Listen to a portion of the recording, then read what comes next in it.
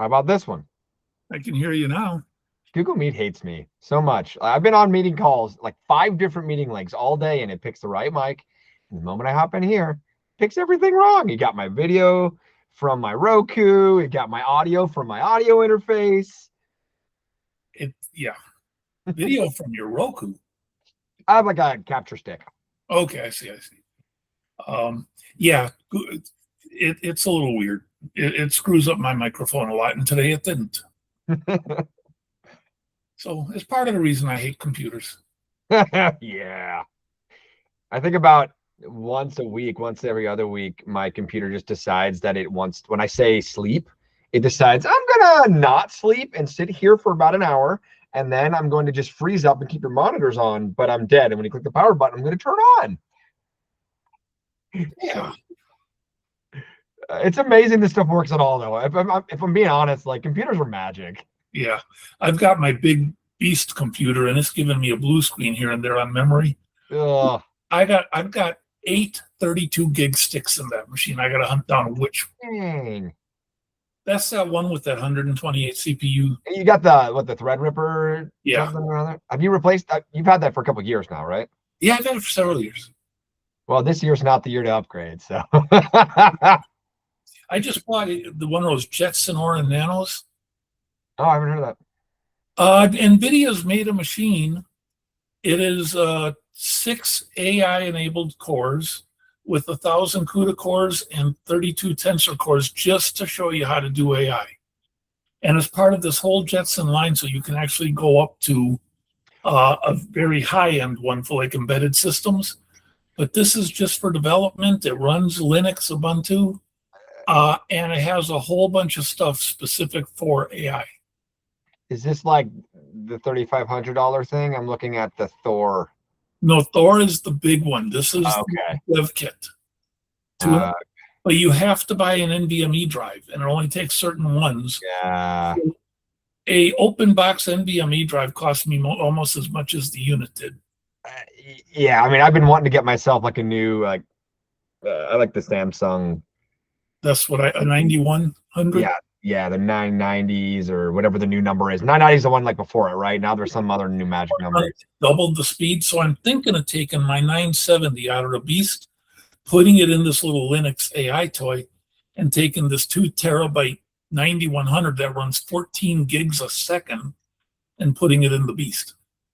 Yeah, that's awesome. Watching that machine when it has 128 CPUs running 100%. That's wild. What are you doing to cool it? You use an air cooler, or do you have some kind of liquid cooler? No, it has to be liquid cooled to avoid the warranty. Oh my. What is it, like the 320 mil or 360? 360. Yeah, that's great. That's fun. Ines? Hey guys. So I've had it turned off a couple of months. I need to get it fired up again. Like I said, it's giving me a blue screen. Yeah, that's fine. And I don't think anymore you have to worry about keeping your banks even, so it can probably run 7 banks of chips. I don't know. Yeah, I don't know. I mean, I know that the manuals still say like you want to make sure that like if you're only running like half the sticks, that you want to make sure you have them in like the primary slots, but you have a lot of slots. Yeah. Can I run 7 sticks instead of 8 if I've lost a 32 gig? Yeah, right. Because I really don't want to replace it right now, because that's like an $85,000 piece of memory. Yeah, that's a lot. I can't imagine how much the CPU would cost right now. And actually, they upgraded it to 196 CPUs, and then they kind of stopped doing that line. They went to their Epic stuff. Yeah. It's 256 CPUs. That one's just stupid. I'm still running that 5950X, which I appreciate what it does. It's all I need. I'm not running anything crazy, but this is the 3950X. They have a 3995X, and then they have Epics, which is a dual CPU with the motherboard built in. Yeah. Vice versa. Stupid expensive, but stupid fast. And now with this little AI CPU, it's faster. Yeah, I know, right? Specific things. Right. Not balance the checkbook any faster. Yeah. But I have Gemini running locally on the device. Oh, wow. It's still like the internet for information. Yeah. And it's not as fast as using Google stuff, but like I said, it's a dev kit for learning this stuff. It'll be fun when I have time, which has been a bit of a problem. Yeah, I've been feeling that. We're doing like a ton of upgrades to the debugger right now. We're throwing in like relative source map support and a whole bunch of other like source map stuff. Brain is exploding. I know the feeling. We'll give everybody just, I don't know, one more minute, and then we can get going here.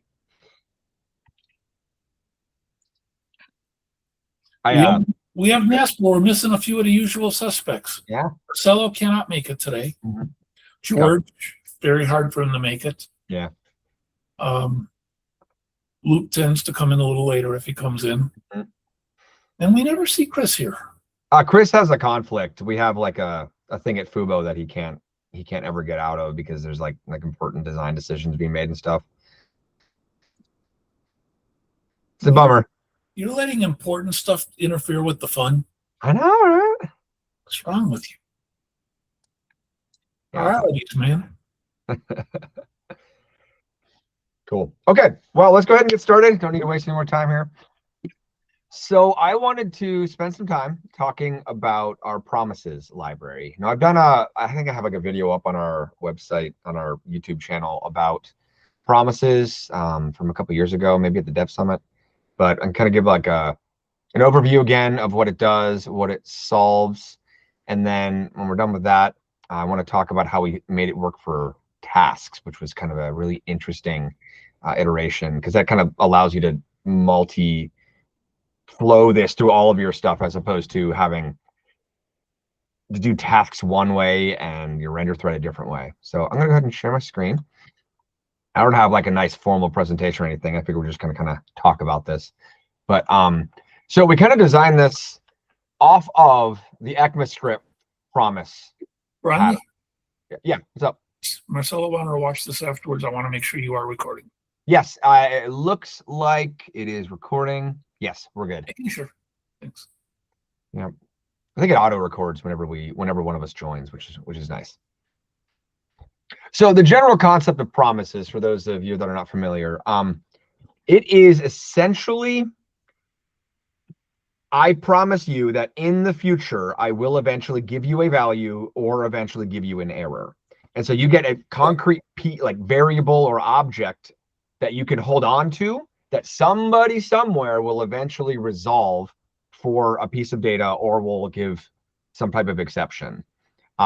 It revolutionized the way that we did JavaScript development in the past decade or two.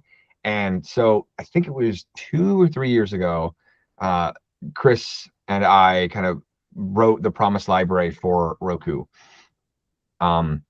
And so kind of the nice, this is still JavaScript. I'm just going to show you a little bit more JavaScript here before we go over to what we did in BrightScript.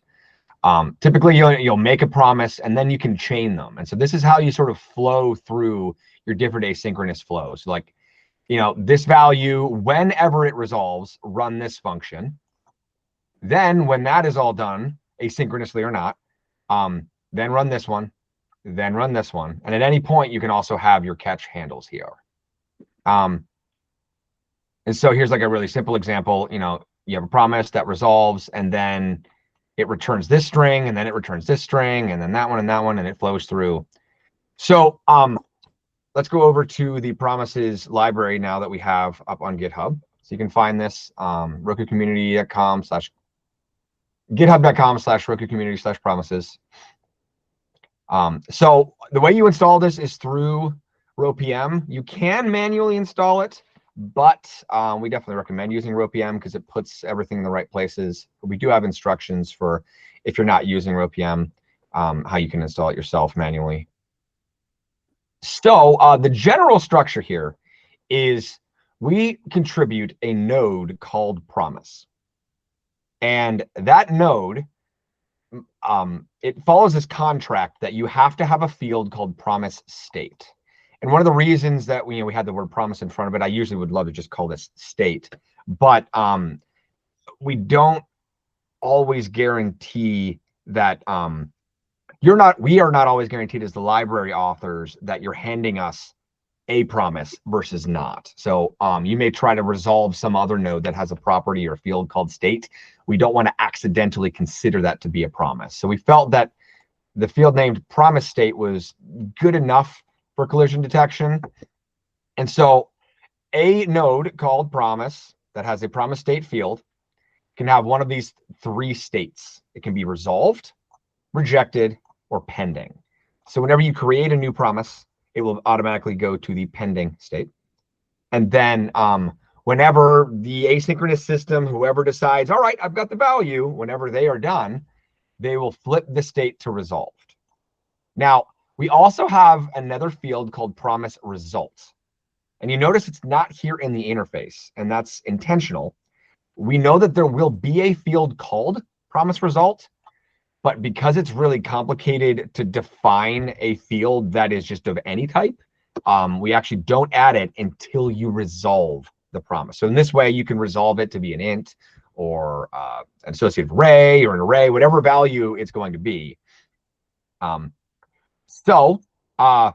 If you are making your own library, which we don't recommend, we wanted to create a specification. So this is kind of the spec. So if you were making your own promise library, you would follow this spec and we should technically be interoperable. We'll just explain a little bit there about kind of how it works. So you want to set the value first, and then you will set the state. And that setting of the state says the promise is fully done and ready to be consumed by all of the observers that may be observing it.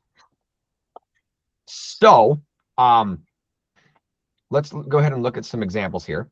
So here is a quick one for logging in. So you've got a function called getAuthToken from server. I don't know, this is a magic function that eventually returns a promise. What you want to do is you want to say, okay, I want to wait for that promise to resolve, and then I'm going to handle that response and do something asynchronously with it.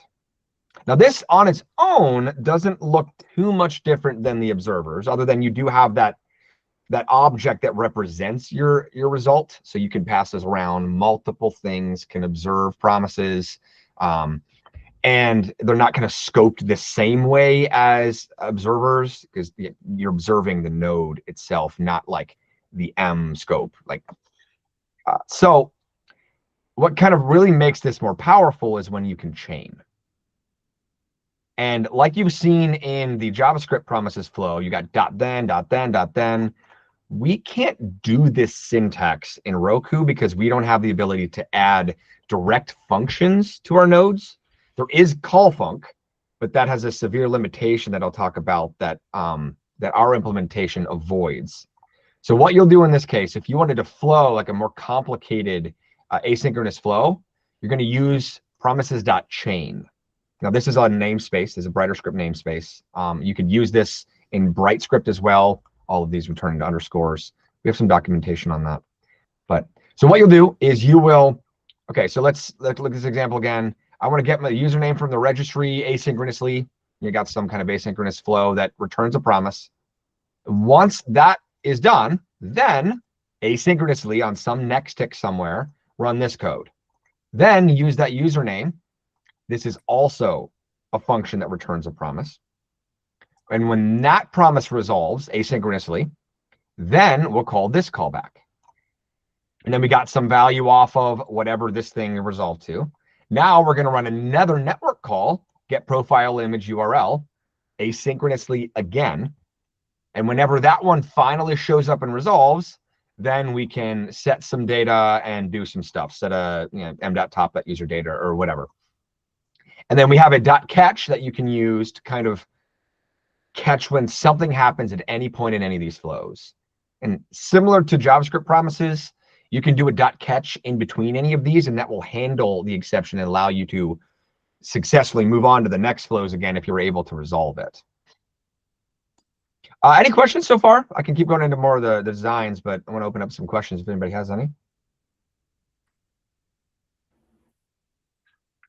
What happens when you pass promises between contexts and then you chain again multiple times?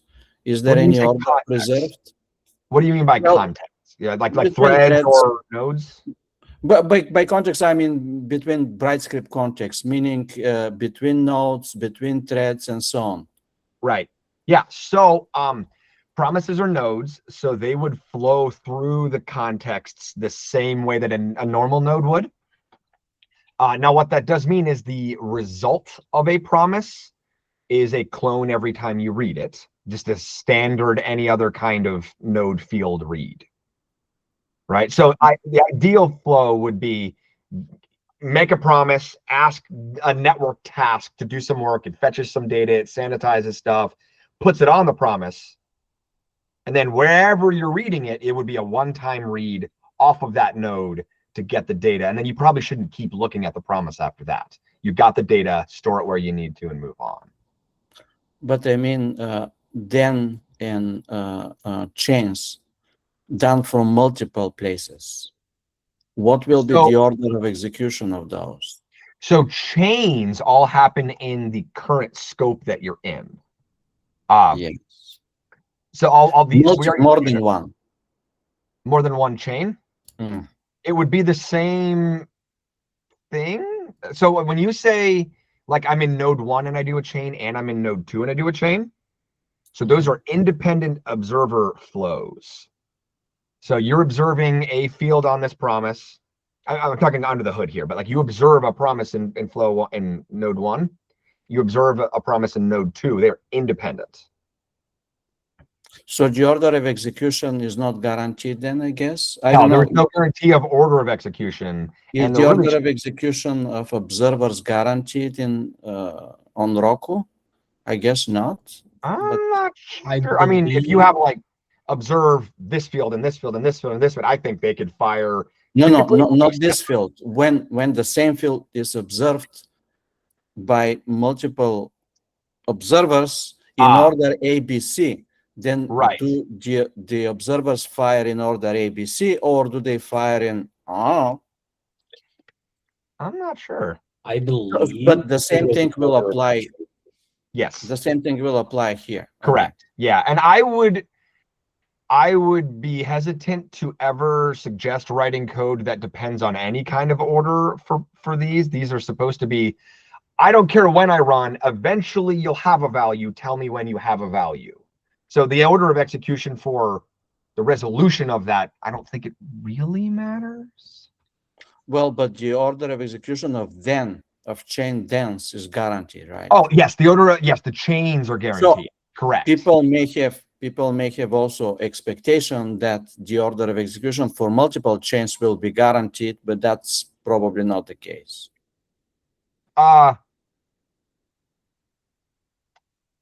Yeah, from different nodes, each chain you have no guarantee that they're going to flow down at the same time, because you're essentially registering different observers in each thread as it is. Like I get promise 1 from the first one, like that's 2 different observers on it, even if it's on the same field, I understand, right? But that is when you violate the abstraction, when you open the black box, and with I mean, I understand why it's happening, but if I was innocent bystander that is using promises, I may expect I did it in order A, B, C with A chain, B chain, C chain, and then expect to be called in that order. Okay, but it's probably not very likely. It's probably not very likely to happen. Yeah. You should continue. Thank you. And you can return chains.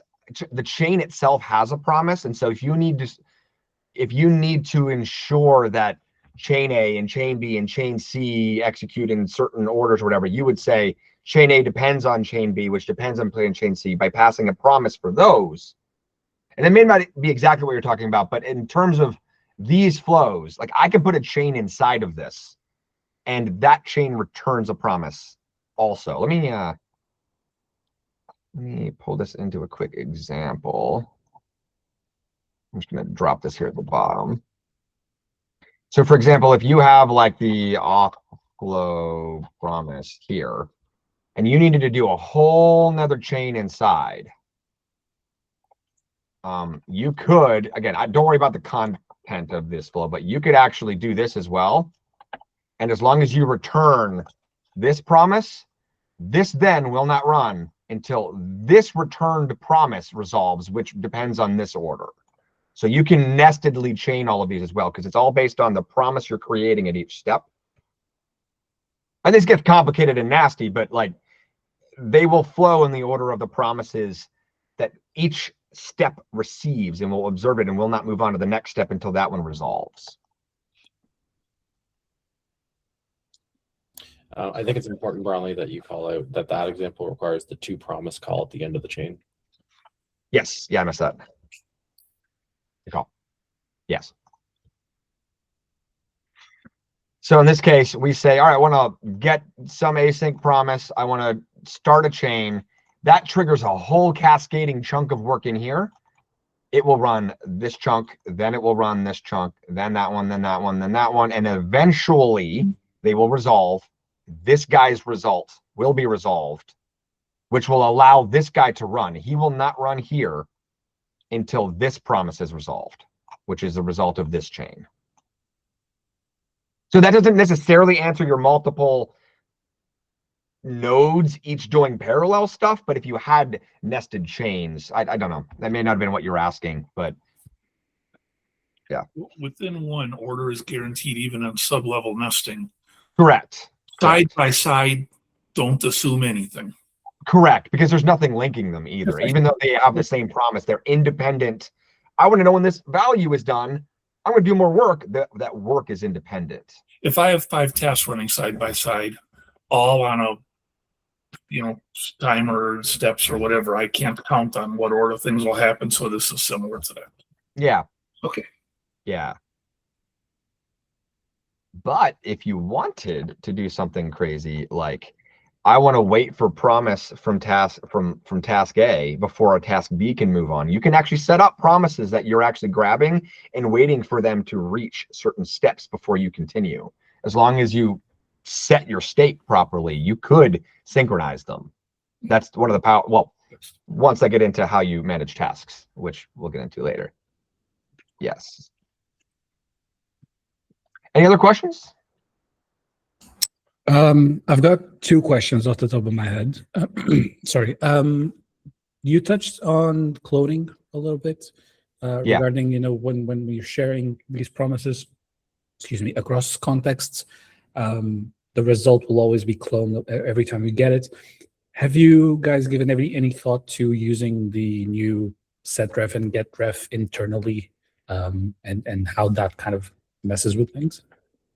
We have thought about it. We haven't gotten around to doing anything about it. I feel like there's a so the concept of move, I think it's move into field is probably what we'd end up using, because generally you don't have to, but generally you're making these promises in tasks, and you do a network request with a URL transfer, you get the data, you prep it, and then you say it's done, and then the outside finds out that it's done. It gets a little fuzzy when, like, if you've got a task that may like resolve the promise but then keep the value around, because then the move into field doesn't always work, or it clones it. So I'm definitely open for some optimizations there, and maybe we have some helper functions like resolve promise by moving into field or something like that to reduce cloning. And then in the same vein, I guess, would it be after we put it in there, I guess you would call a get ref on the, do you have to do a set ref first before you do a get ref? Yeah. So then if you're in the task and then you're over in render thread, I don't know if we could minimize that first clone anyway. Maybe on the way in we could, but at least getting it out, I think you'd end up cloning it to ref it to not clone it again. Yeah, I've thought too much about it, but I think those are some of the boundaries we're going to run into. The other thing too is only certain types of data even benefit from those APIs as well. So if you're using like primitives and things like that, there's no real benefit. If you're using nodes as your response, which is very common, right? You're returning carousels of data. There's not really any benefit there either. So there's also a conversation to be had about complexity of detection for overall system performance versus the benefits you get out of using them. So there's some oddities there we definitely have to think through. Yeah, because I think, is it only associative arrays right now that are refable? Yeah. Yeah.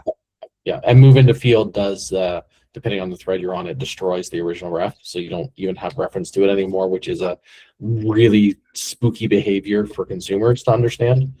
So there's some stuff like that too. Yeah.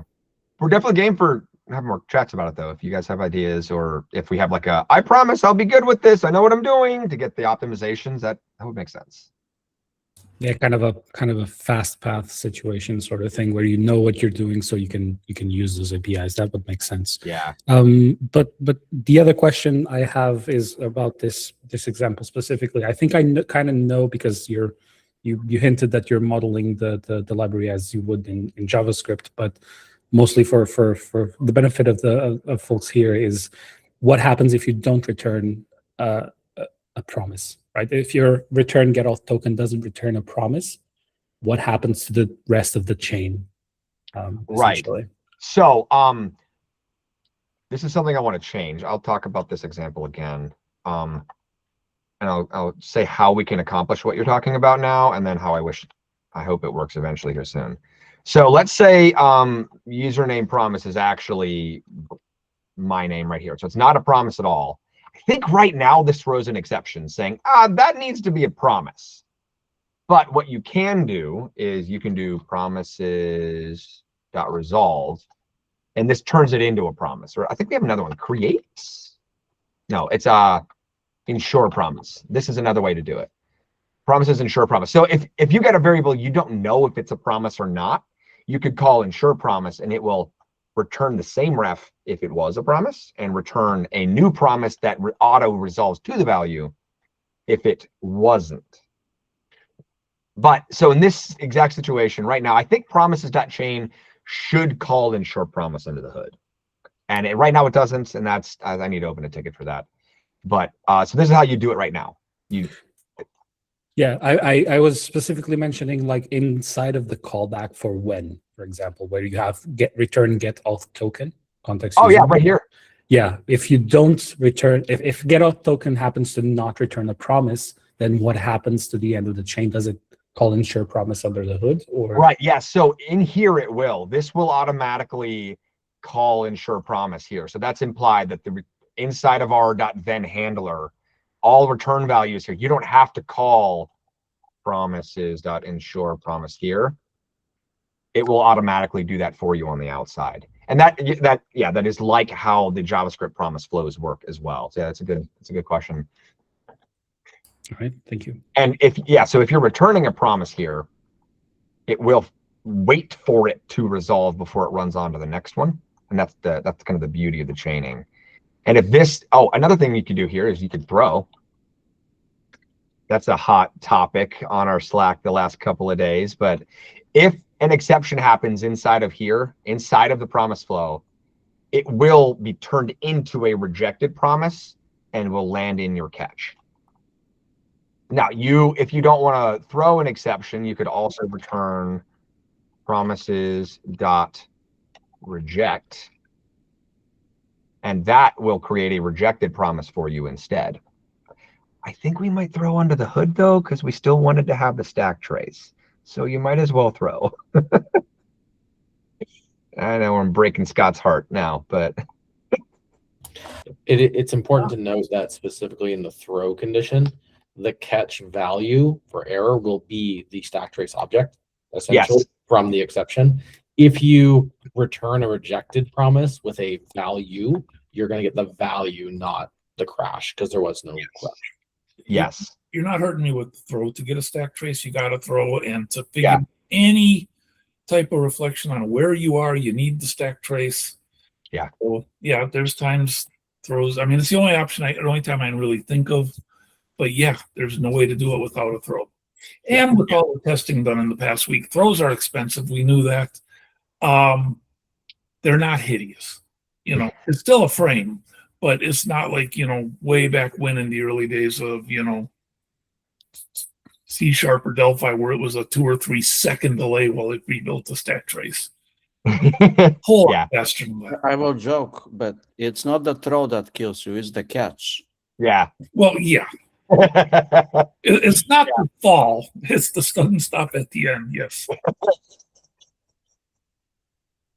Yeah, I would be interested, just picking up on that last part, I would be interested in knowing, probably not something we can answer today, but given that this library, as it is, well barring the tasks optimizations you guys did, given that it's mostly render thread based, having a throw in there, what are the having a catch in there, what are the performance implications that would have in the frame rate, for example? Yeah, it would only matter if you're causing exceptions.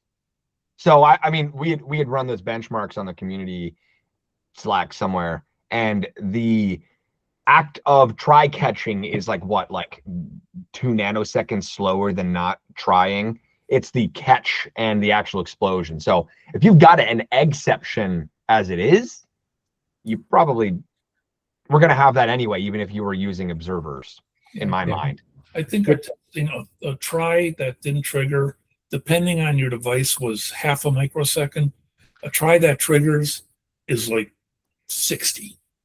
Substantially. It just depends on your device and all that. But an uncaught try is less than a microsecond. It's just not worth even worrying about. Yeah. This does bring a good point to actually think about too. I don't know, Brownlee, you kind of said it in passing, but we'll say it explicitly. Promises are next tick by nature. Yes. So by their very inherent design, you can't really hot loop them, right? They're always going to resolve or notify their catches. Finally, we haven't talked about, but those exist as well. Those are always notified next tick. So you essentially can't end up in a hot loop triggering a whole bunch of these. So that is also something to think about when you're using them too, right? If you need something to be in a hot loop, number one, if it was async, you probably couldn't to begin with, which is what these are designed for, right? But as a result, you're not ending up with thousands of these in the span of, half a second either, right? Yeah. And just for NAS, I wanted to let you know that I added microsecond tracking to my benchmark results. So anytime I post them now, I guess I'll have to do that to make you happy, but here it is. So I can just do a CLI argument and get them in microseconds. So there's your try not thrown and try thrown results in microseconds. So yeah, I think those are more useful, and I will pitch you the argument why. Because, for example, your measurements that is showing, your example was showing like a try with a catch, try with activated catch, try without activated catch, and the operation without a try, right? Right. And yeah. So and so yes, and so if I, for example, want to figure out how much does try without any other operation take, right? So you have it there. I need to subtract 2 values. And if this is in microsecond, it's very easy. But if it is in operations per second, I have to do the reciprocal of both, subtract them, and then I have to do reciprocal again, meaning reciprocal is 1 over x, right? Yeah. So when you work with millions of operations per second, there is more work. Moreover, it doesn't really mean much saying that, oh, it's like a 10 million tries per second. It's like, what does that mean? It just means it's very fast, but you cannot work with it immediately, right? So that's the benefits of having microseconds. Yeah, I mean, I definitely see, like, when you're thinking about it in terms of how many microseconds do you get in a frame, that makes a ton of sense. For me, sometimes it's just like, I'm doing 37 of those. It says I can do 1 million of them before it matters. So in my brain, it actually makes a ton of sense for me. But I think the value here is to have a command line argument. You do it both ways. but doing 15 million tries per second doesn't make sense because it's not a practical. I mean, subjectively, it's like, don't worry about it. I mean, when you see that it's millions, it's like, don't worry about it, right? And then you tune out. But you cannot work with it. Like, try to do this operation, like I said, figure out how much try takes just by getting your result in how many times per second, and the result without tries per how many times per second, and you cannot do it. You need to convert it to microseconds. Yeah. That's kind of like why I'm promoting microseconds as a common ground. Over. Yeah, well, that's out there now. So I have it hyphen microseconds. Anyway, that's nothing to do with promises other than now we know how fast they are in tries.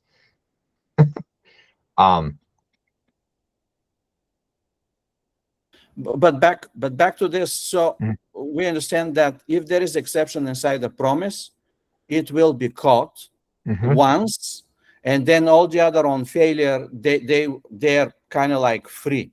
It's not multiple. Like, it doesn't get returned, right?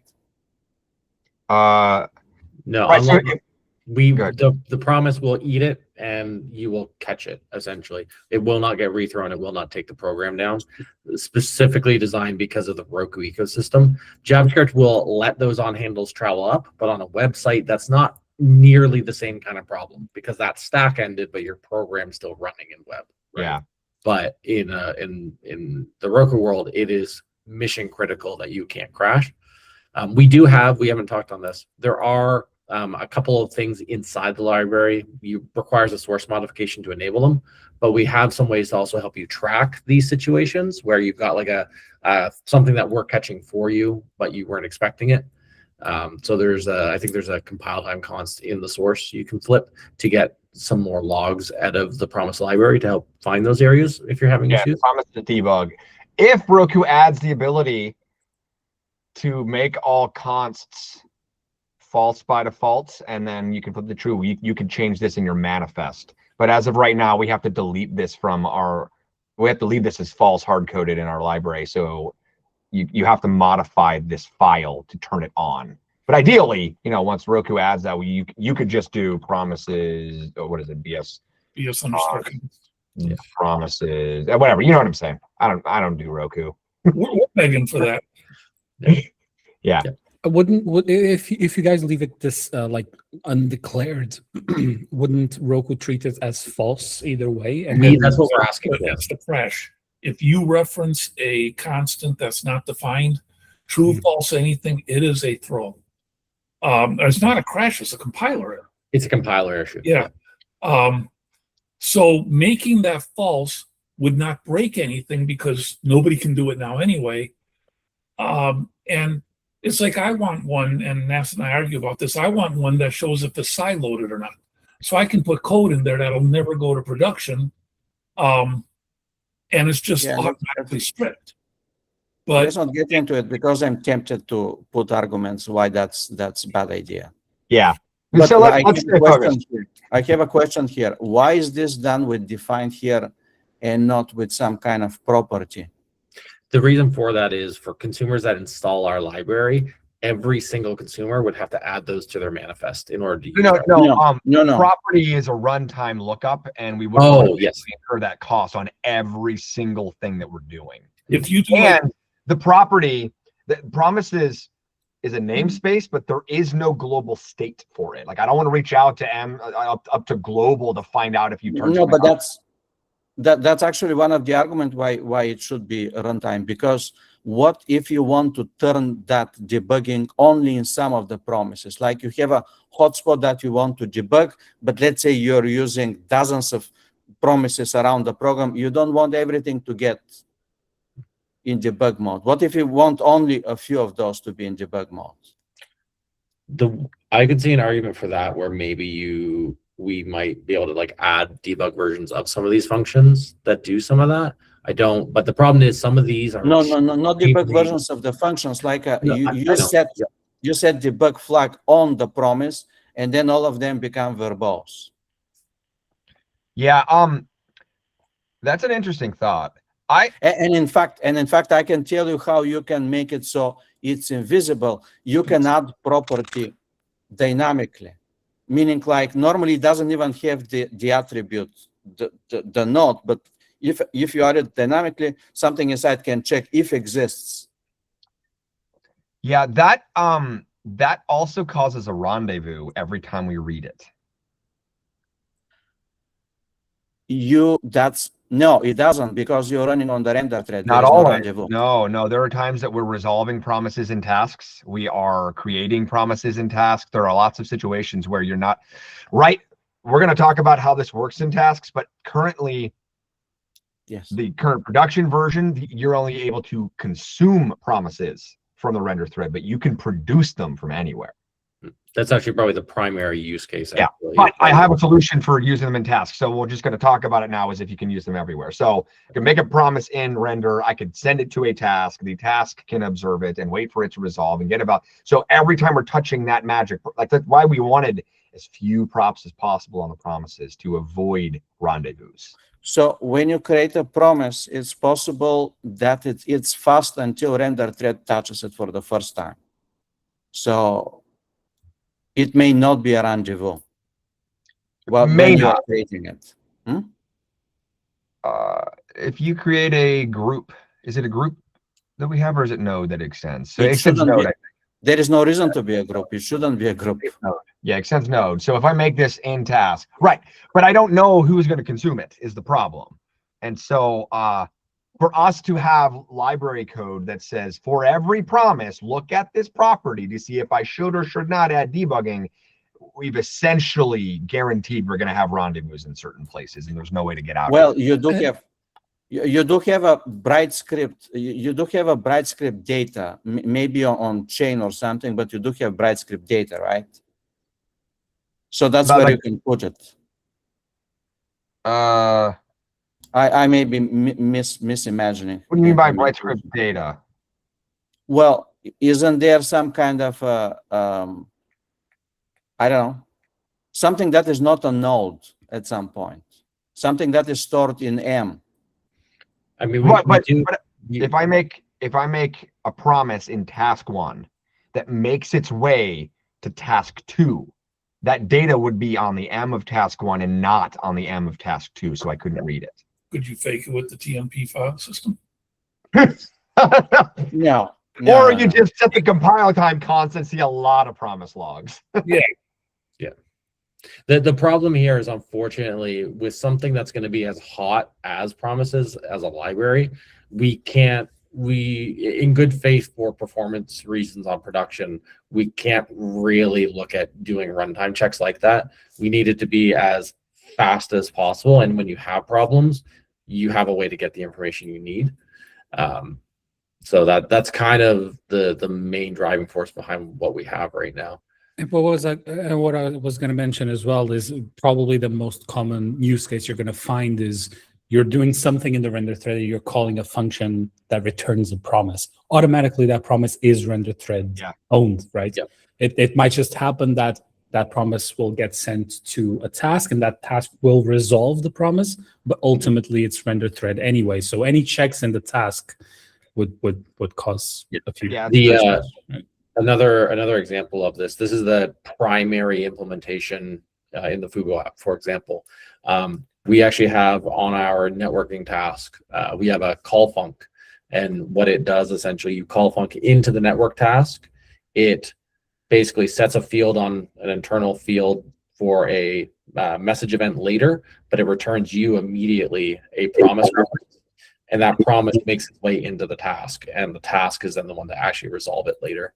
So you're pretty much guaranteed at that point to be touching it in ways that you don't want to more than you need to.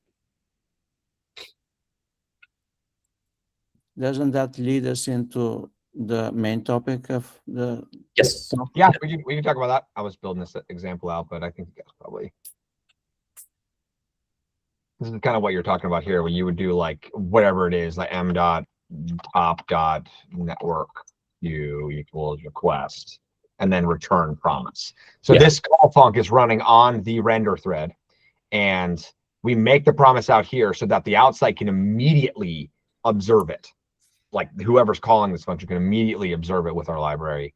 And then eventually the network task itself will go, yeah, that's done now. Here's your response. So that's a really good example. Like we're essentially rendezvousing from the get-go with this pattern. If we already have those extra props on the, we already have to rendezvous twice. We do an update, so we do it once. But you have to do a state check and then you set the data.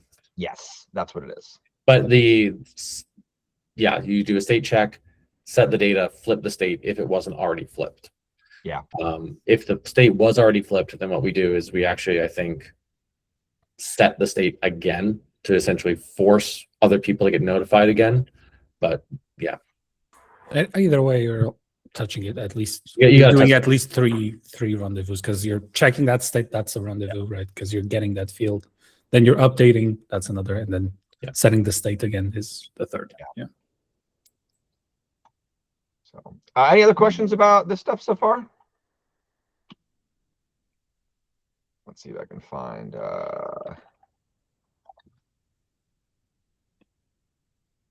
I think it's this one. All right. So now at this point, we've kind of talked about promises within the context of the render thread. And the way that we generally do our observations is we're actually calling, observe field on a promise. Actually, we didn't talk about context yet. I think we should talk about context before we go on to tasks, because that's going to also explain one of the benefits we have here. So let's closure. So when you're observing a promise, that is in a specific node. And so because you are in this node saying, I'm here and I want to know when this promise is done, and then I want to run code in myself, we have the ability to store whatever data you want as part of this flow and hand it back to you by reference. So we're not, so like, for example, if you wanted to store us like username or auth token, whatever it would be, this context can be flowed through our observer flows. And so this context property here, this parameter, is the exact same reference as this one. And the way we do that is by, we create a unique ID for every single promise, and we use that unique ID to essentially store the context on M. So we can go look it up again whenever that promise fires its observers. So unlike, I think there was another promise implementation a while back, but it had stored your context like on the promise node, and so it ends up being a clone every single time. This is not the case. You can pass this exact associative array by reference through an entire chain. So here's that example again of context. So this context object is passed in right when you make the chain, and the same reference, same reference, same reference, same reference. So it's as close to closures as you're going to get, but it allows you to not have to store your own data on M. And if you have like multiple flows that are all doing observers and stuff in a conventional BrightScript app, it gets really hard to maintain like, what data do I need for this observer to fire to be able to look up? This removes all of that. It's an asynchronous flow with contacts attached to that asynchronous flow. So this has been really, really powerful as well for kind of like figuring out what you need to do and keeping it attached to the flow rather than cluttering up your global state.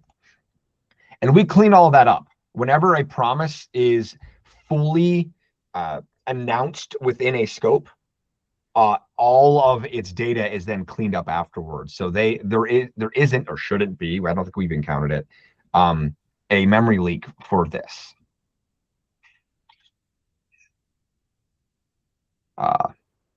Yeah. And so basically what you're doing there is you're registering all of the handlers that you have in that chain. And once you've popped every handler, let's say, then you free that resource, right? Right, because we know exactly who asked to be notified of this promise. Every time you do a promises.chain or an on then or an on catch, we're registering you as a callback on a global storage based on that ID. And so once we've called you, we're not going to ever call you again. It's a one-time call, so we can clean up everything you needed to know. Yeah, and this is located to the node, right? So the context of that node. If you have another that consumes the same promise, they're not going to share. So there's no real concern about a memory leak in that sense. Yeah, exactly. Yeah, and it's really nice because they get self cleaned up too. Like if that node goes away, well, the observers, that is a caveat actually. If you have a promise and then you're observing that promise, but then your node gets garbage collected because you're removed from the tree, your functions will never fire because it's all based on the observer system. So every once in a while, you need to come up with a pattern that like keeps your node alive until it's like done with its work. So who passes that context? Because most of them, those are parameters in then and. Yeah. So when you call, let me go up to a simple example. We don't have to worry about chain. So here's promises.onThen. So this is a namespaced function.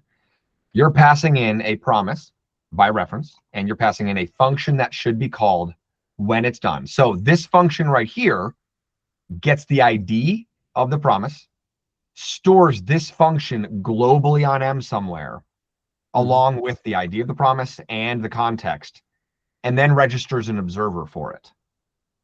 So the promise library's observer eventually gets notified, says, oh, what's my ID? Okay, let me go look up who wants to know about that. Let me get its context, and then runs the function.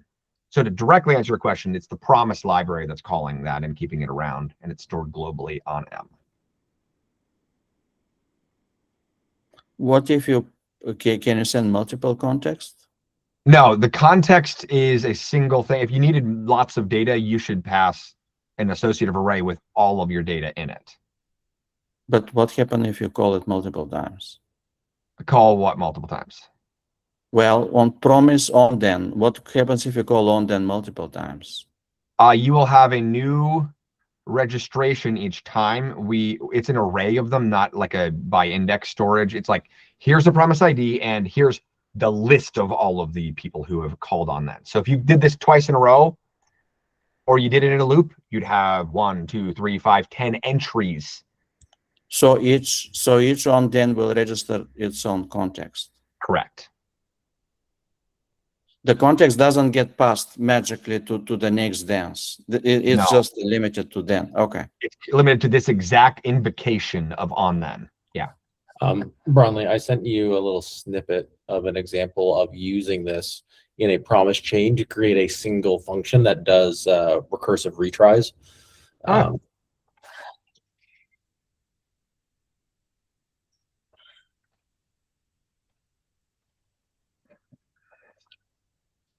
right.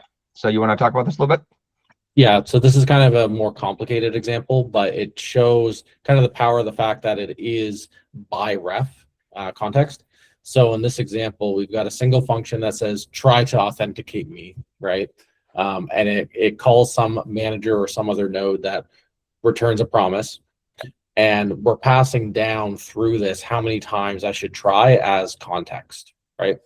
So you can see in the .then, if it was successful, I'm just going to return the response from the person I called that knows how to actually do authentication.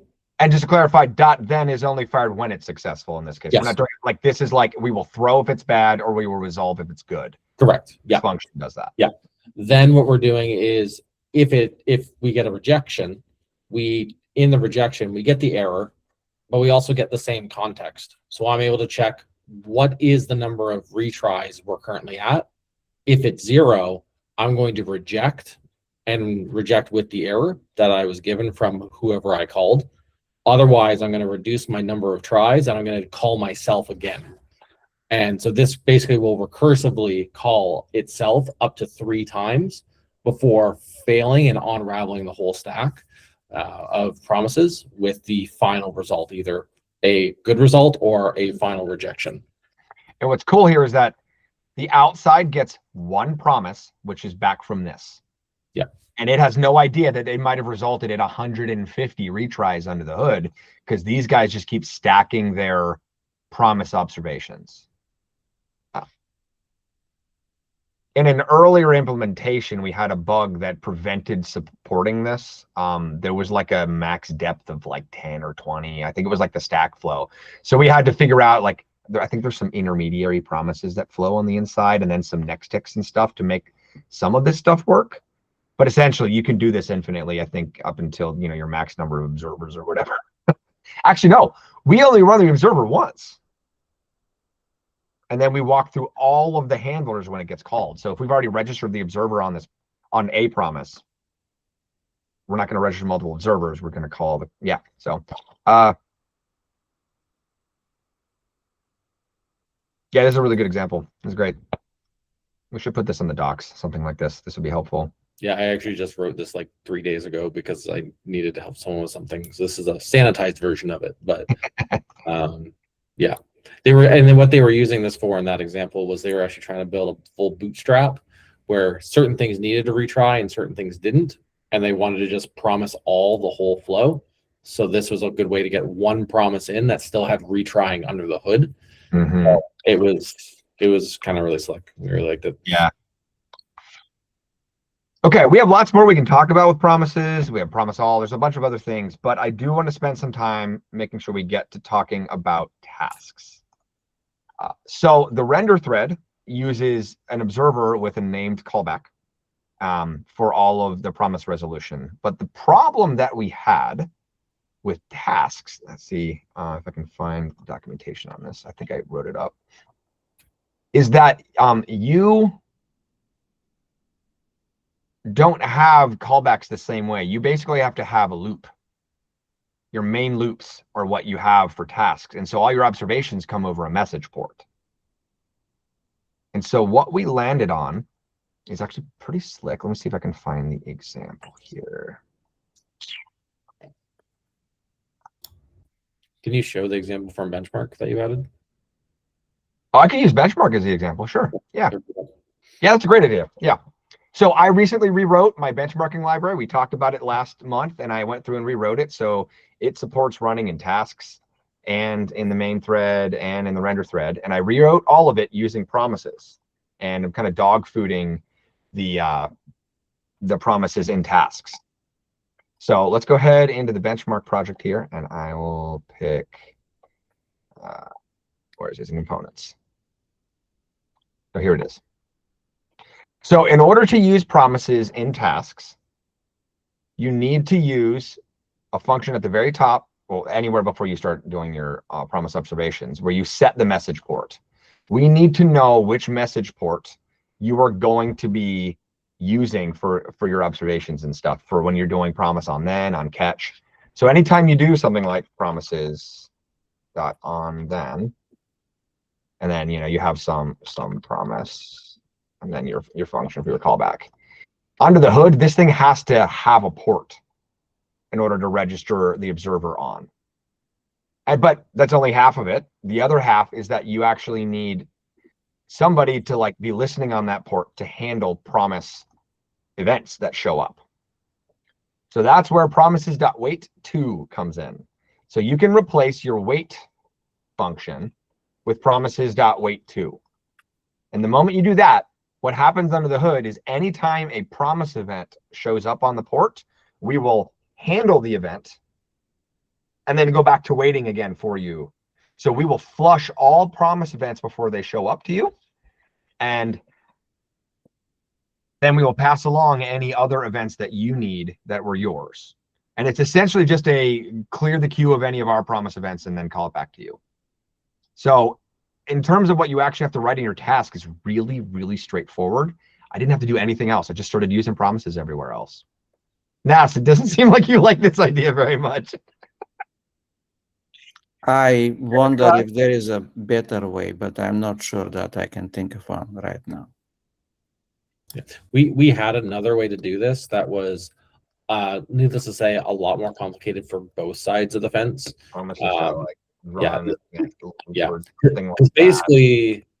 Basically what this does is it just acts like a normal wait function.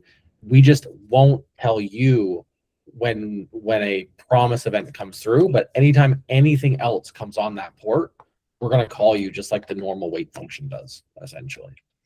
So for most consumers, they should be able to just replace their existing wait function with the promise version, set the port so promises knows what port that it should be listening on, and it should, in theory, just work, essentially. It does, in theory, just work. Yeah. It's only complicated if you are building a complex task with multiple ports. It gets I think you can still get this to work quite well, but if you're trying to put promises on multiple ports, that's not going to really work very well. Yeah, it's got to be one that we listen to, essentially. Yeah, you actually can't put promises on multiple ports. This is the only way to do it. You say, hey, promises, anytime anybody interacts with you, use this port. And then if you called promises.wait and you gave it some other port, we'll actually still support that as well. We have a a lockstep mechanism in there that flushes the promise results and has little. It's a little messier in that case, but it still works for you. I can show you that code, actually. It may be interesting for you guys to see that. That is, here's the function. So whenever you call wait, we get the port that you registered. I think I should zoom into this a little more. We get the port that you registered with promises.setMessagePort. And then we see, is the port that you gave promises the same as the one you just passed into wait? If they're the same, then we can just call wait on it. But if they're different, then we need to fall into this lockstep kind of thing of the alternating watch. Where is it here? Right here. There's the core of it. If it's the same one, then we'll just basically wait. But if it's not the same one, we need to essentially try to flush promise events from time to time in between waiting on the port you gave us. So this should support multiple ports if you needed to do multiples, if you really wanted to keep your port clean. But we don't really know that it would matter too much unless you have multiple observers on the port or something else reading the port. Why would they call you with port that was never used for promises? Because we need to flush promise events. Otherwise, nobody ever gets notified about anything promise related. So they may as well call you with invalid there. Like, what's the point of giving different port? Like, I could just say wait to no parameter. We wanted to make this equivalent to the wait function you already had. And we wanted to support passing in whatever port you're using. Like most of the time, you're going to make a message port, and then you're going to say wait on this message port. So all you have to do is say promises wait on that message port, and hey, promises, this is the port I want to use. So it's the same coding paradigm you're already using. Yeah. So another way to do it, that I'm not sure that it's better, but it's very close to this, is like if you do your own wait, however you were done in before. For example, you can use port.getMessage because you don't have getMessage too, do you? And then you say promise. Yeah, is it for me? Is it for me? Message. We have peak message and get message. Yeah. No, but in case you want to do it yourself. So the way you can do it is you get the message however you want, but then in your if the first thing is promises, is it for me message, and then if it returns true, it handles it. I think otherwise, that was basically our first implementation at it, and it became pretty quick that. And it's not to say that we couldn't support that for an extremely advanced use case where you want to manage everything, but for most people, they didn't need that. And it was overly complex to move to that because you basically had to wrap a whole big swaths of your code either in a big if block essentially to use that, or you had to do like continue whiles after that check, things like that. It was just a little bit more janky. I don't follow. Can you show to go back to the example?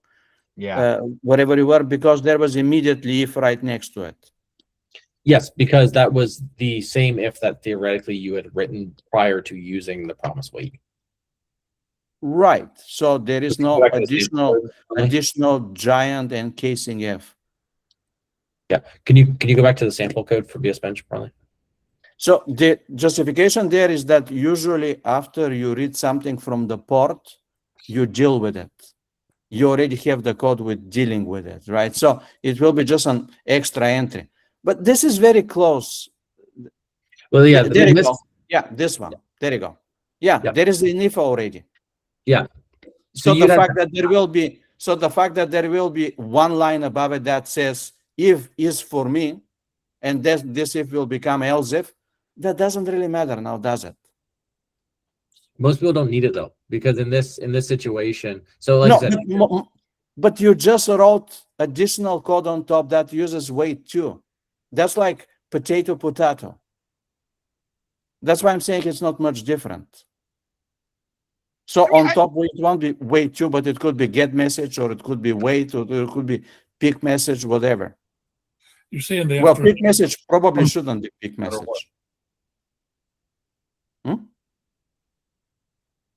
Scott, what did you say?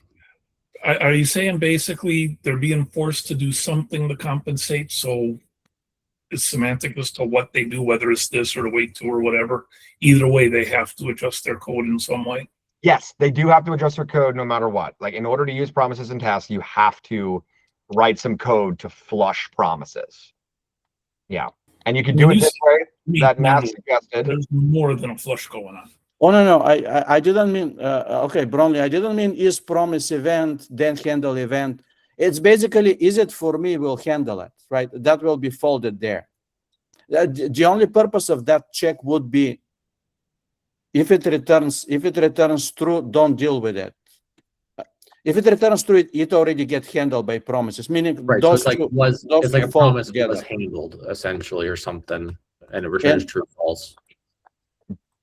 Right, but so don't you have instead to like of two calls, it will be one call, right? Mm-hmm. Like lose the promises handle promise event. Yeah, that's it. Like that. And there is no end if it is else if type message. So no, you don't return anything. Close this one, lose those two lines, yes. Make it else if. Yeah, that's it. Yeah, something like that. That would work too. And yeah, that's why I'm saying it's fair. And then on top it won't be. Oh yeah, you did change it. I tweaked it for yours, but yeah. Yeah. So that's another way that I'm saying it's pretty close. Yeah, the one, we'll say the one edge case that we also were thinking through was that if you did some other port. So you say, hey, promises, I want you doing stuff on this port, but I have another port. Promises will never get flushed because none of the promise messages show up here. And so by using promises wait to, we always flush our promises events and let your events through at the same time. Yeah, but you can call try handle message without parameter. But you wouldn't get the message unless you're also waiting on this one too. Now you have to wait on this port for promise events, and you have to wait on your port for your events. No, but you already have the code there that goes and checks on your own port, regardless what you are passing, right? Yeah, but so if you're the problem here is that if you use wait 0 with a port, it will sit there indefinitely. That task won't move any further. You're essentially hard locked until something comes on that message port. Right. You will never be told about this port until something shows up here on this one. Yeah. So our promises wait to supports, if it's the same port everywhere, great. We'll flush them for you. You'll never know. If you want to use multiple ports, if you want to keep ours off of yours, we will handle the fact that we'll flush ours and pass yours to you. So it's one line of code to register, one line of code to wait.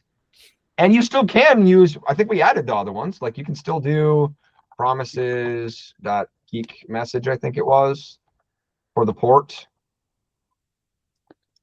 And we had promises get message. So if we still have the functionality, if people wanted to write it by hand, these will kind of flush promise stuff for you if you want to write yourself. But we just felt like in almost all of the cases, people would just one line there, one line there. It's the same as their wait with the flushing logic. Like it was really easy to implement this in benchmarking. Okay. Yeah. Oh, now my language server is confused. There we go.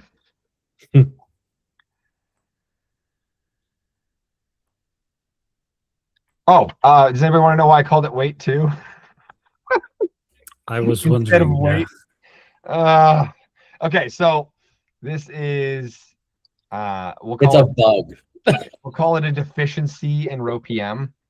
Right now, I require you to publish your RoPM modules without prefixes, which means when you publish promises, the wait to function needs to be declared without the promises namespace around it.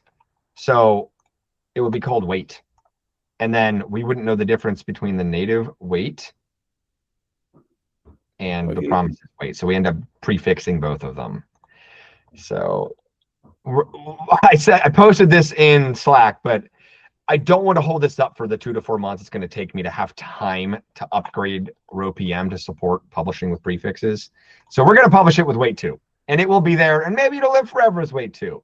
I don't mind it, but if we get RoPM fixed, then we may deprecate wait 2 in favor of actually calling it wait, which I think is the better name. But don't let perfect get in the way of progress, right?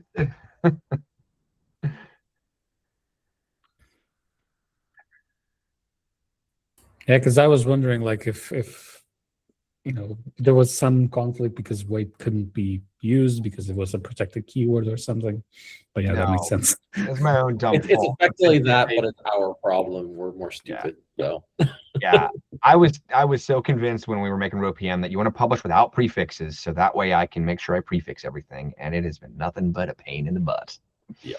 So I've got ideas for how to migrate RoPM forward with prefixes. We're going to have a couple of backwards compatibility issues at some point, so we want to get them all ironed out. Land a V1, and all packages moving forward will be able to target that spec. And hopefully we can have some backwards compatibility, but older projects may not be able to point to newer RoPM packages, so they'll have to upgrade their clients. We're not sure. We got too much else to work on, and it's fine for now. But yeah, wait 2 it is. You can use tasks. It's working. It works in the main thread too. we should just do the same thing we did with BrightScript. We'll just call it better wait. Better wait. Yeah. No, brighter wait. Not better. Anybody have any other questions?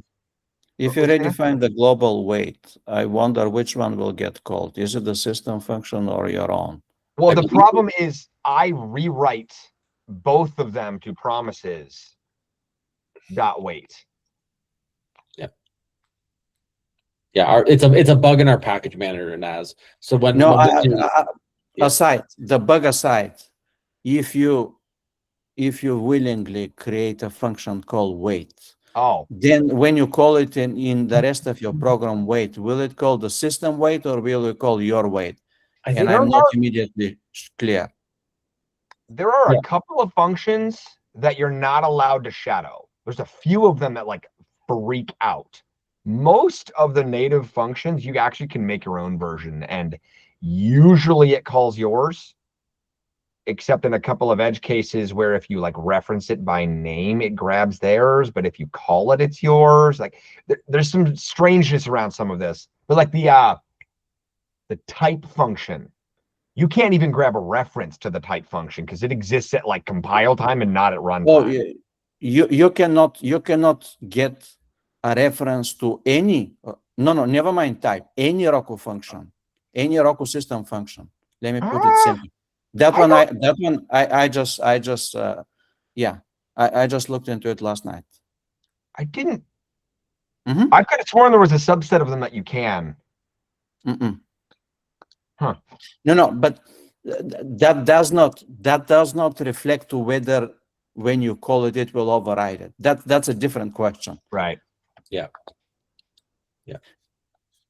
I think generally, unless you're gonna basically have like that compile issue, essentially, I think generally the shadowing is allowed. That'd be the only way too for them to do it, essentially, and be able to add new functions to the system and not break everybody. So like it would be, I wouldn't be surprised if there's a compatibility decision that's how that works. They don't. Certainly how it works with like node names, for example. They don't.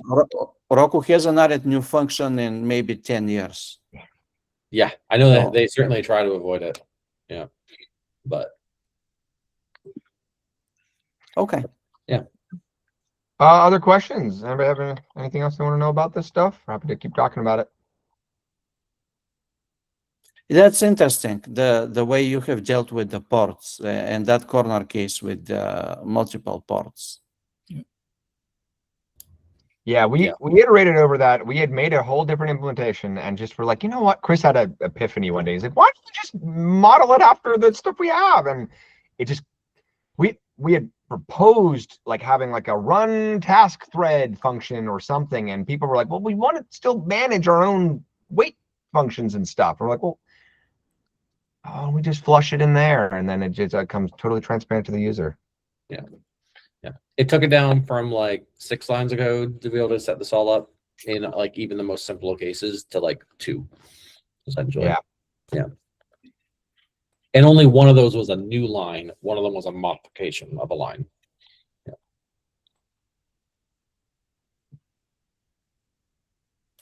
Yeah, I've been looking for the longest time. I've been going to that README and looking at promises not supported in tasks yet. And for the longest time, I've been thinking, because we have our own library, right? Our own corporate library, so to speak. So I was constantly thinking, how can I do an equivalent, right? So that we can over time then migrate to the one you guys did. And now you just gave me a way forward. So thank you for that. Yeah. Well, it has published and you can just migrate to Yeah. I mean the API surface is very different, because our promises are actual objects and they're just main thread only. So we generate a promise object and then we put handlers on it, and then once it's resolved or rejected, it'll just flush it.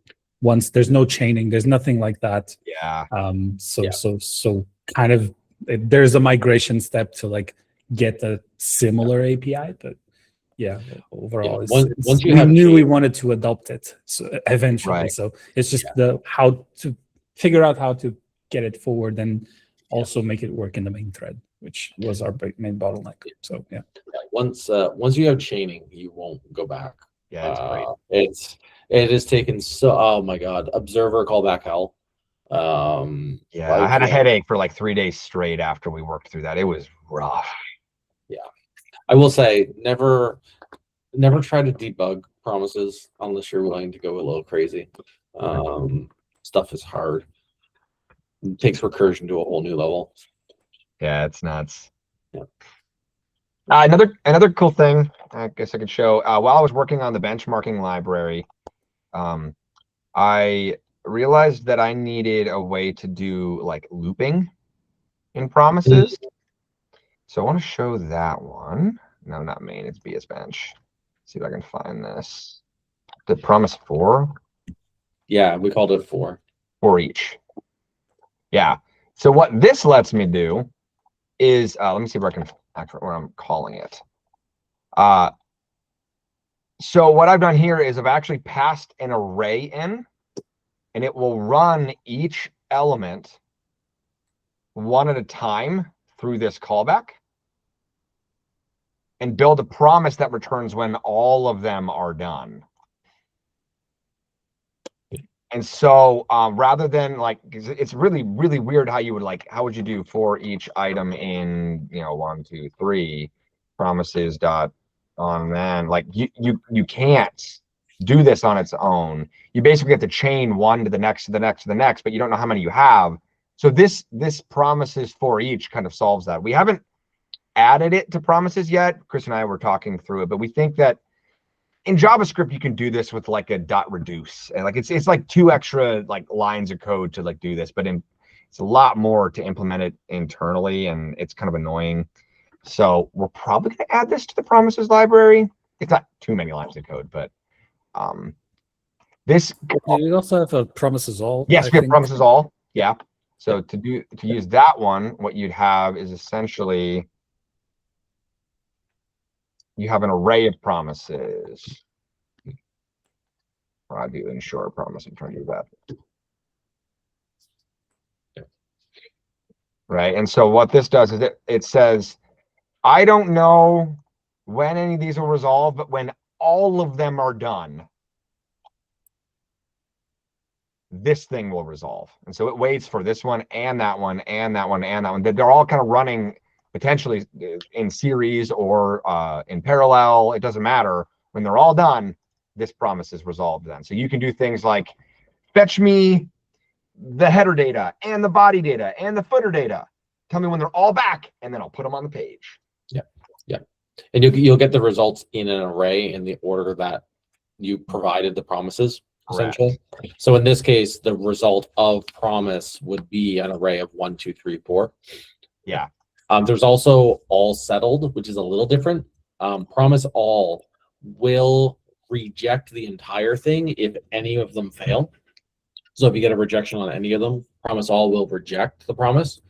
Promise settled will tell you here are the results of all the promises, and was it a success or a failure? I can't remember the exact prop, but you basically get an object that says it was or was not successful for this index. Here's the result. Success or not, here's the result. So it's a way to still do all the work and then go back and say, these 3 things failed. I didn't actually care, but thank you for still doing 5, 6, and 7, right? Yeah. One thing to know about the for each example, that one, you're getting called for each item in the array. So you're not providing an array of promises. Right. You could, but it's, I will call your callback for each entry in the array. And if you return me a promise, I will wait for that till moving to the next entry of the array. Yes, exactly. Yeah. So it would be like, I want to favorite each of these items one at a time. Favorite this server. Okay, I did. Move to the next one. Favorite this item. Oh, or maybe an array of purchases that you need to buy them one at a time, and you can't buy the second one until the first one's done. So go bloop, bloop, bloop, bloop. And it will also, I think right now it fails the moment the first one that rejects that it encounters. So anyway, yeah, that's not available yet. Neither is tasks, but is anybody like Luis? You're not using promises at all internally, right? You have your own entire thing. Yeah, not yet. Okay. Yeah, we're mostly just main thread based. So, and we don't do any sort of like asynchronous handling in a somewhat. We don't do like any glorified asynchronous handling in the render thread at all. It's the old concept of like set a field here, observe another field, wait for the response, and so on. Yeah. So yeah, but we are looking to adopting this at some point. Main thread meaning render thread or main function thread? Main function, yeah. Oh. There's still a surprising amount of apps that still live there. I don't know if it's due to the cost of legacy migration or what, but I assume it's usually that. Yeah, I mean, if I go back to the gig history of our current app, it's 11 years old at this point, but it's much older than that. So that's just the first commit where everything was committed all at once. Yeah. So I was about to say, I'm surprised GitLog works on your repo. Well, the main thread admittedly has nothing to do currently in Singra, in RSG apps. It just twiddles. And in fact, I discovered that you know how the main thread has this while that says until RokuCommunity screen close event comes. It actually never exits that loop. If you put some code after that, it will never get executed currently. And we're not sure why. I think somebody from Roku said, but it doesn't. Just try it out and see. The app gets killed. The app gets killed when the scene gets closed without a chance to actually do main function to finish running. Yeah. Is there like any like performance reasons to do stuff on main as opposed to a task? Like, does main get higher priority than task? Does main get started the same way that tasks do? Like we said, it's slightly. I don't think anybody does it, but since you asked, functions get called slightly faster because anything SyncGraph uses a bit funky name resolution every time. Okay. It looks up by name. Question. And on main thread, it gets by reference. Over. That was one of the things that we got told a few years ago, where the main thread, not render like SyncGraph thread, but just the main thread where the main function loops, it's slightly faster than all other threads. Just in general, just calling functions there's a little bit less overhead in time wise. The reason why we kept to the main thread is just legacy reasons. We're very much used to that pattern and having everything available, and we have tons of actors and services and all these things that are shared and stored in the global AA for that thread. That it would be very, very hard to step away from. So, I had a question for something Nish just said. Yeah. You said anything after the while loop in main doesn't get executed. I've tried to do that before, but it's involved print statements for some statuses. And I always assume the program just closed before the prints got flushed. But you're saying those prints never got executed to begin with. It wasn't a display failure. It was that that code never got touched to begin with. Okay. I always assumed that my prints happened, but they just never made it to the output window because the program got pulled down first. Because I assume you're printing, and then another task is actually transmitting it to Visual Studio Code and putting it on the screen. Yeah, well, there's like a basically it's a buffer, right? So I always assumed that the buffer got lost before I saw the output, but I always assumed those print statements did indeed get executed. They just never got, I never saw the fruition of them because the app got, the floor pulled out. But I've never checked to see the fact that the statements after the while loop never actually happened. I never bothered. I never thought to I use port 8085, so it couldn't be the debug protocol issue.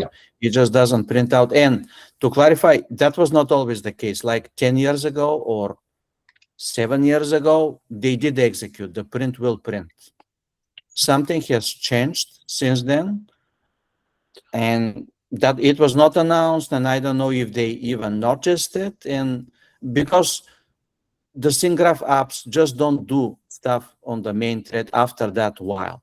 Kind of, historically, I haven't seen it many apps try to do anything. And how would that main thread know that while is the main keep alive while as compared to a couple of while loops you may have had before that happened to do some housekeeping you might do in main?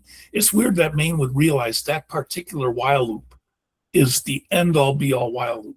Oh, it doesn't. Main doesn't realize anything. In fact, you can erase that, wait and just put there sleep 1 million or whatever. It will work just the same. The fact is that another part of the system, when it notices that a raw SG screen gets closed, it just kills the app. Yep. So, and the main doesn't have time to notice the event because the app got killed. Yeah, it's like a process kill, essentially. It's just gone. So if you never show a scene, main will run forever. But if you show a scene, that scene getting killed takes control of the app termination. No, actually, good try, but no, because there is also raw screen, at least raw screen, right? So if you within certain time don't show any screen on screen, then it gets killed. Okay, so if you ran main too long, it would time up. I think so. Okay, I've never tried that. And thinking of the while, the arrow screen does take priority over main. So your question is sort of like, let's say that I just write a program that calculates Fibonacci and keeps printing Fibonacci till forever, but doesn't do anything on screen. And you can see how long that will last, like until which number it will. And thinking it through, what you're saying makes sense now. Main is not in charge. Here are the benchmark results for calling an anonymous function versus a named function across the main thread, the render thread, and the task thread, all in microseconds. I feel like we need to go have a conversation with Luke now. Yeah, I mean, is that calling an anonymous function that's previously like in an AA or something, or is that calling a lambda? It's a local, but I didn't want to do the marshalling because you pay a penalty every time you do a dot access on anything. Right. So this is a local var declared at the top before the loop, and then on the local var it never has to do any kind of lookup or hunt down or function itself. So yeah, the function's handed to it. It's like I've already found it. It's right here. Yeah. I suspect that has to do with the way the domains are managed and created, essentially. Yeah.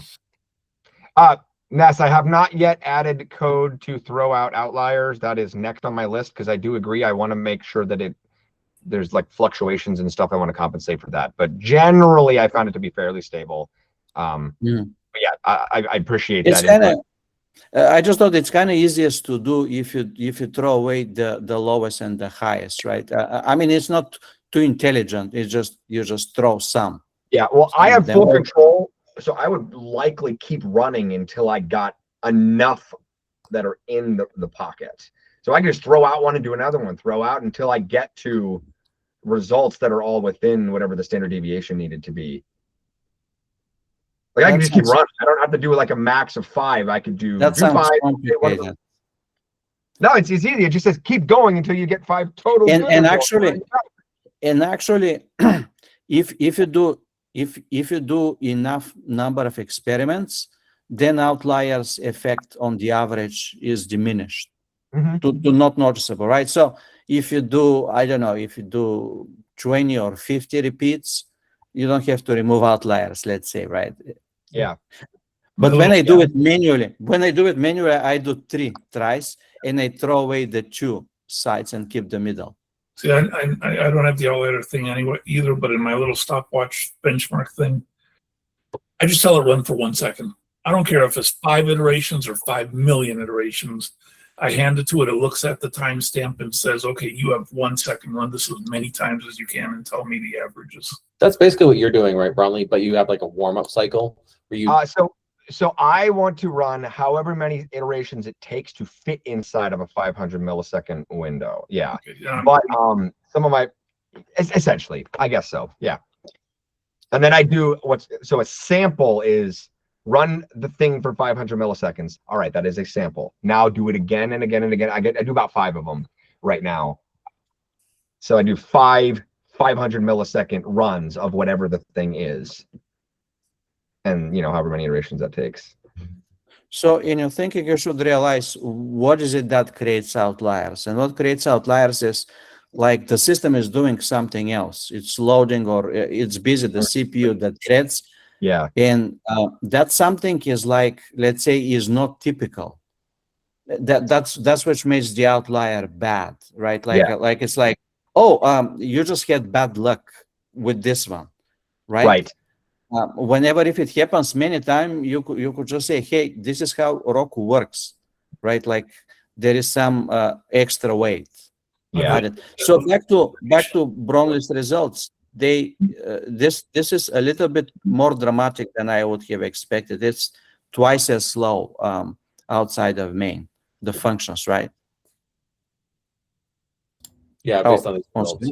Yeah. Yeah, and but to clarify again, so those numbers are what, microseconds? Yes, they're microseconds. Okay, so by my logic, it's kind of like you should wave it away because it's less than 1 microsecond, meaning you shouldn't lose sleep over it, right? Though sure. If you do millions of those calls per second, maybe you should give it a thought. Just for a note there, essentially free. Yeah, just for a note there, most of the time when you're using promises, you're using anonymous functions. So have fun. Yay! All right, I want to do this one more thing. So.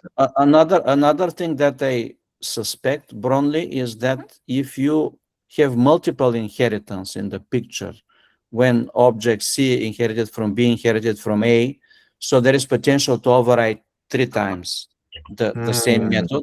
I suspect that it may take more because it may do the resolve like this, like you're inside C, you are calling the method. So first it goes to the table and say, give me the method of C. And it comes back and says, nuh-uh. It says, okay, give me the method of B. Yeah. And we said, nuh-uh. And I said, give me the method of A, and said, oh yeah. So that may be like 3 lookups. That is a very interesting problem for me to figure out how to tell my benchmarking library to set that up.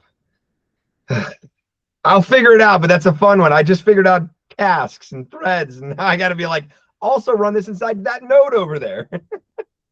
So, well, unfortunately, sounds like, but you may need it for the library. Well, if it comes for other users, you can just create a bunch of nodes that inherit from each other, right? And then reuse them. Yeah. So, you are also correct that, Luis, I see your question. We'll go back to your promise question in just a second. A variable pointing to, where is it here? A variable pointing to the named function is just as slow as calling the named function itself. That's too bad. Like you'd think you'd get it by I mean, I give you credit, guys. Good thinking. It sounded likely to be able to avoid it. Nuh-uh. Well, broadly, RSG is weird. I mean, it's kind of like written by. You start wondering, have they seen other systems before writing this? On some elements of it. As I told you, I assumed it was hardware engineers writing a compiler, and it's as weird as the software guys tried to create a hardware board. Yeah. The broadly for this one, this actually kind of solidifies one of the issues we ran into when we were first testing the getref stuff. How you could pass functions across the boundaries with the getref, but then it would blow up on the other side because those refs are not refs to functions. They are refs to names in lookup tables that get independently evaluated in each BrightScript domain. It looks up the function by its name, not by its ref. That's wild. So but so there is a very, very thin margin that actually somebody on Slack, right, just covered it. I think, Mark, I think, right? So you do setref and getref, and now you have a shared variable. Yep. Now it's a good time for you to start adding anonymous functions. Mm-hmm. Like after the setref and getref, because if you put it before, they will get stripped, right?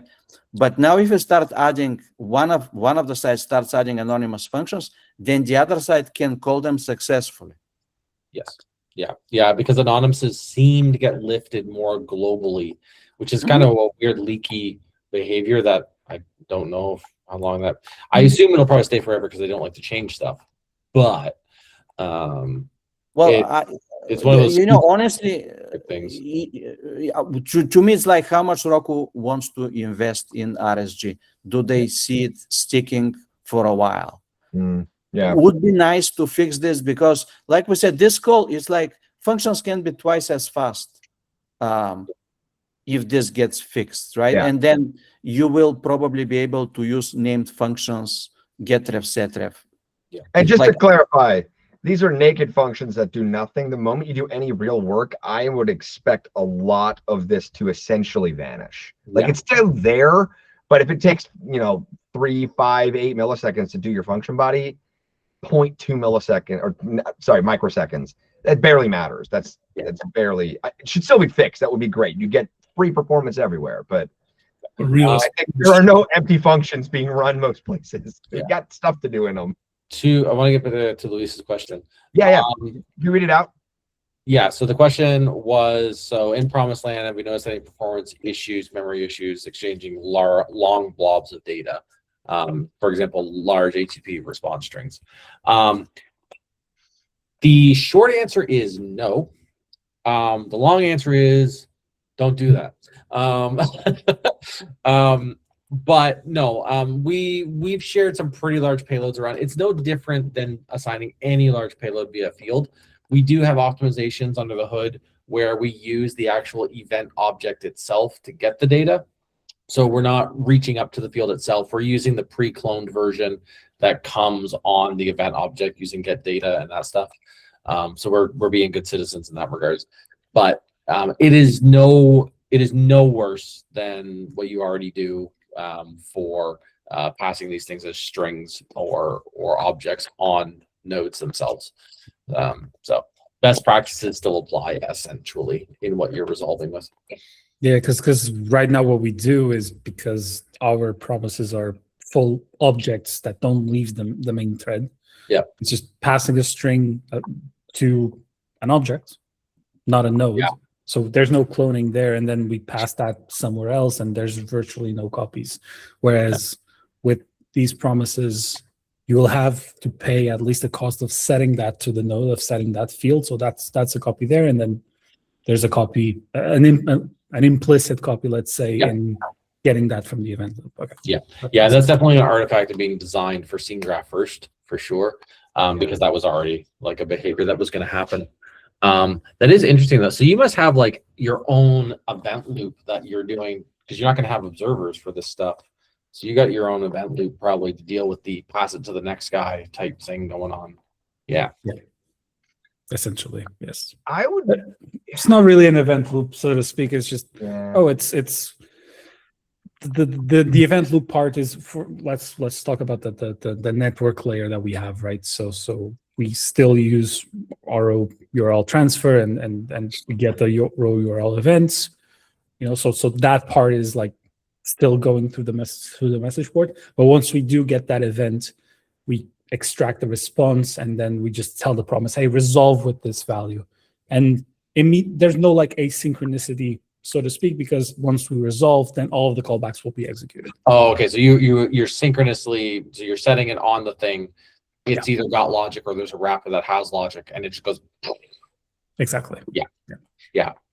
That's a little different than ours because we follow the promise, the JavaScript version, which is always delay to the next tick on the frame, essentially. Yeah.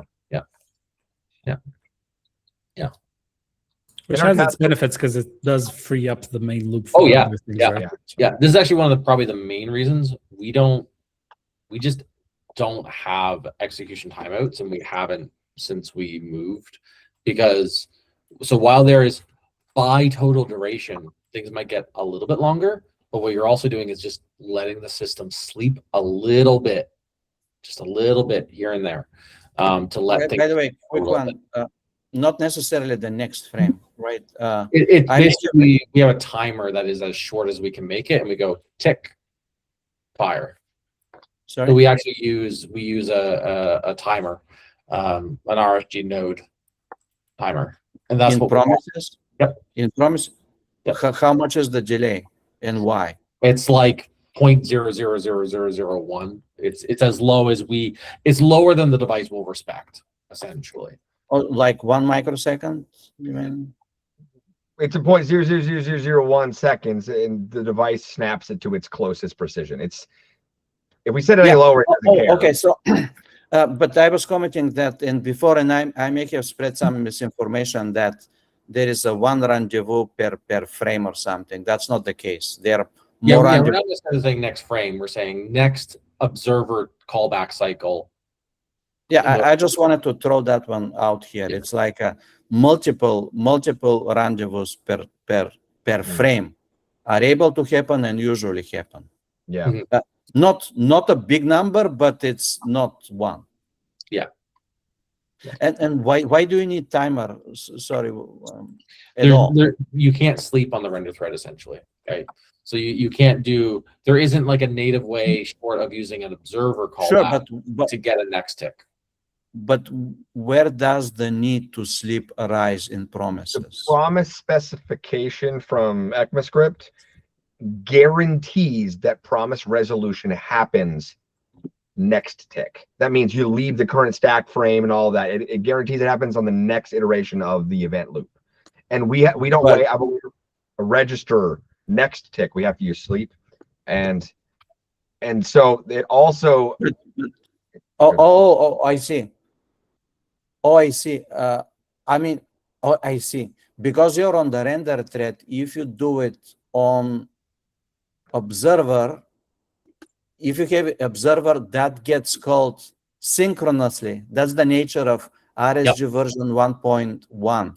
That was our recursive loop that we would stack overflow, essentially.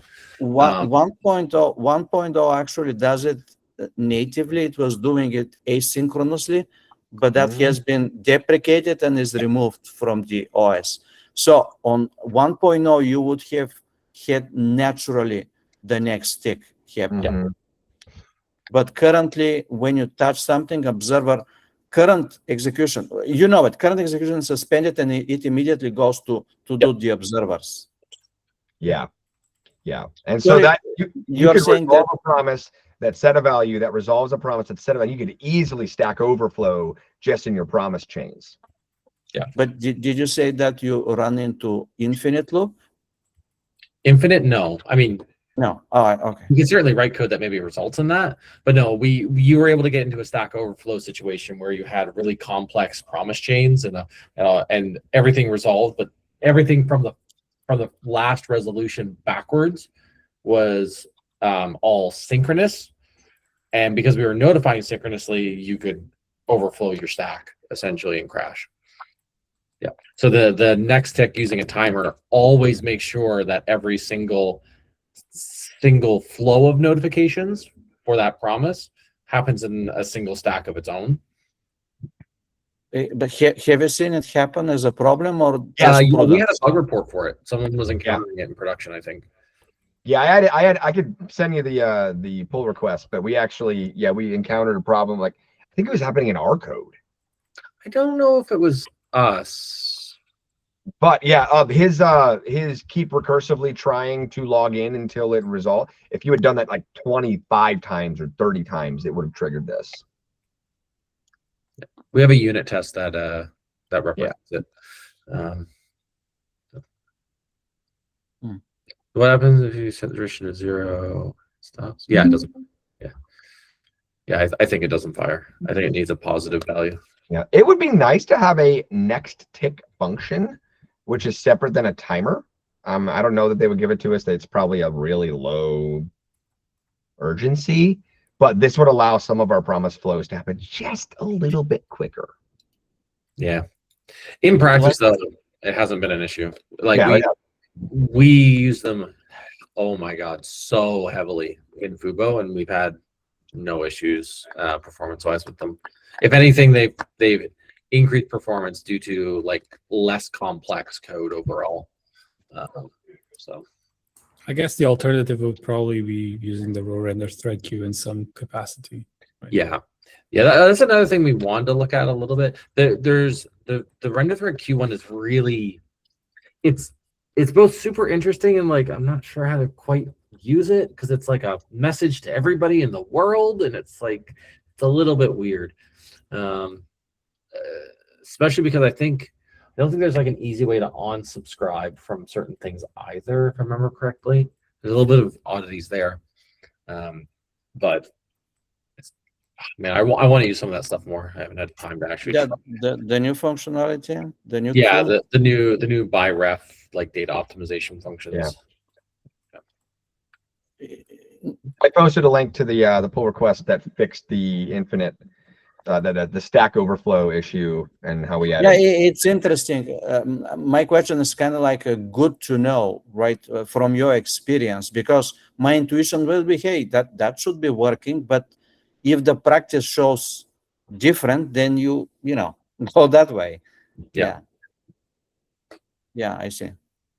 So the problem with the queues is that it's on the render thread, I think, and I was telling Luke that you should have the same thing for task threads.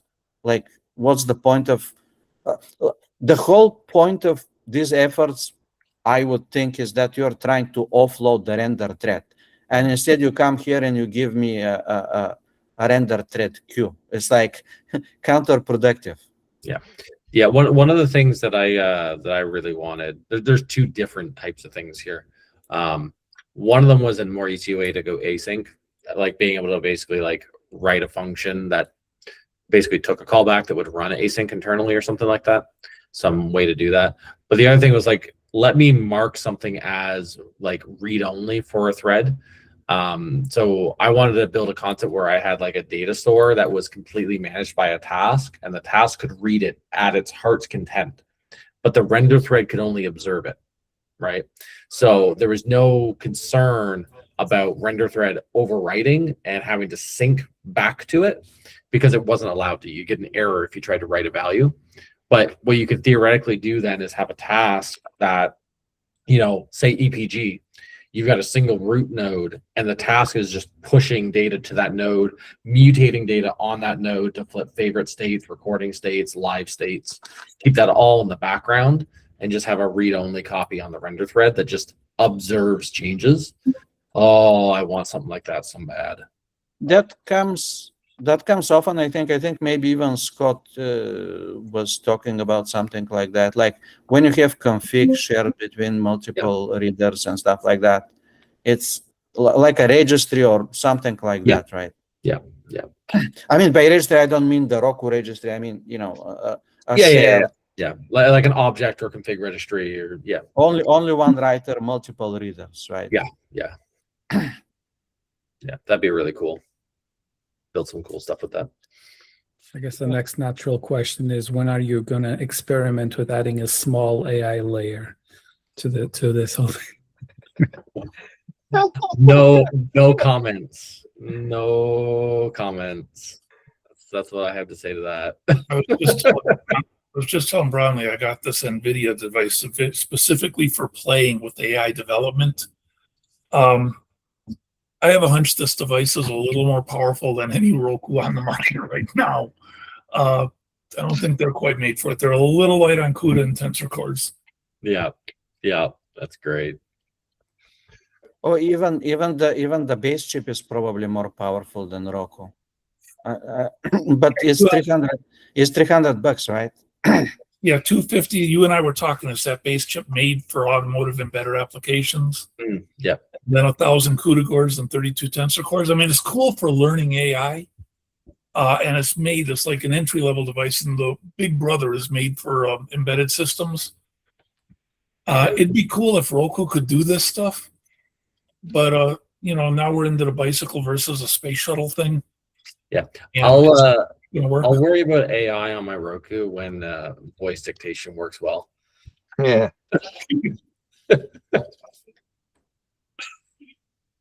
Yeah. All right. Well, I think we are at an hour and 50 minutes. So that was a great discussion, everyone. Yeah, I appreciate learning on the promises thing. That's cool. Yeah. If anybody has a chance to test it out, that would be awesome. We're hoping to get this released in the next week or two, I think. Whenever Tyler gets back from vacation, I'll probably have him finish that up and get it out to everyone. There's a small testable chunk on the pull request, though. We built temporary packages. If you want to test it, you can just go ahead and actually test it out there. Let me pull it up real quick. I'll show you.